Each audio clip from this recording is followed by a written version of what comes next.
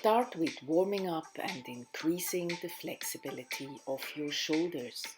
Hold the resistance band in both hands, then rotate it all around.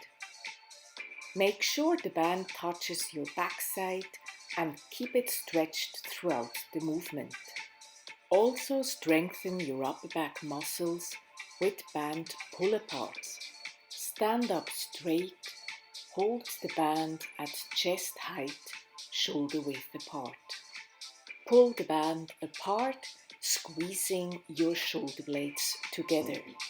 Today's workout is a 4-minute Sumo Deadlift High pull Tabata.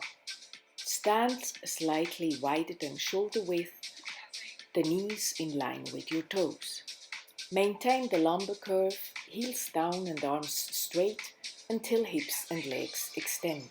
Extend the hips, shrug with the shoulders, pull with the arms and move the elbows high.